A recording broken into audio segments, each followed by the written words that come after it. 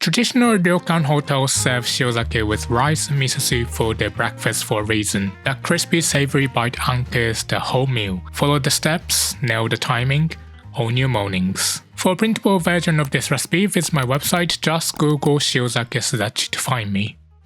Before we start, let's talk about choosing your salmon. You want skin-on fillets about 2.5 to 3 cm thick. That's roughly an inch for those working in Imperial. Now let's prep the fish. Remove any pin bones with tweezers, just run your fingers along the flesh and you'll feel them. Then pat it completely dry with paper towels. For a lean, delicate profile, go with chum salmon. That's the most common domestic wild salmon you'd find in Japan. If you want something richer and juicier, pick species with higher fat content like coho, sockeye, or firmed Atlantic. Honestly, any variety works well, so don't stress too much about it. Now sprinkle 1 teaspoon of sake over both sides of your fillets. Sake helps tame TMA, the compound responsible for fishiness, and adds a gentle, pleasant aroma. Don't have sake? No problem. Dry sherry or a crisp white wine makes a solid stand-in, and if you don't have any of these, you can skip it entirely.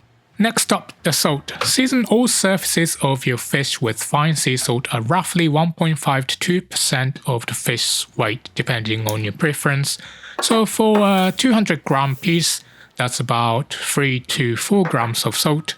Sprinkle it from about 30 centimeters up from nice even coverage. If you want mild, go for 1.5, 2% for a more traditional salty one or shorter curing time. Set your fillets in a container and rest them in the fridge for at least 3 hours, but ideally overnight.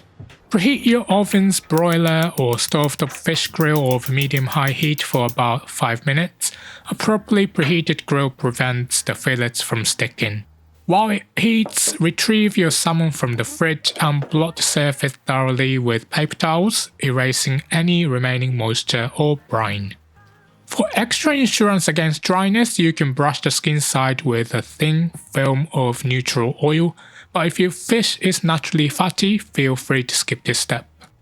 Then pinch a small amount of coarse sea salt and sprinkle it over the flesh from high above. Set your fish skin side up directly under the broiler. Be mindful of the grill's heat distribution. Position the salmon right underneath the heat source for even cooking. Broil for about 5 minutes for a 2.5 to 3 cm fillet. You'll know it's going well when you see fat sizzling at the edges. For even cooking, turn off the broiler and let the fish rest in the hot oven for 2 minutes to finish gently with residual heat.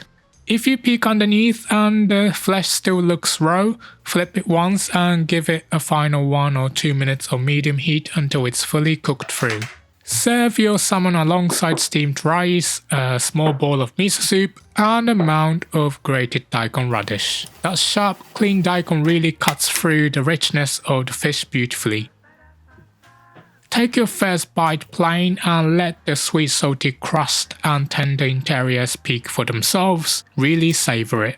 Then about halfway through, take a Sudachi, squeeze that tart, bright juice over the fish. And there you have it, Japanese salted salmon in all its simple, elegant glory. This is one of those dishes that proves you don't need a long list of ingredients or complicated techniques to create something truly special. Want even more delicious recipes? Grab my free cookbook from the link in the description.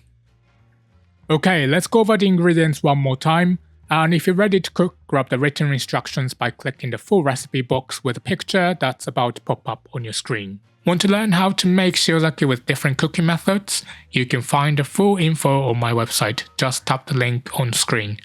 And for more recipes like this, head to my fish playlist coming up next. Thanks for watching.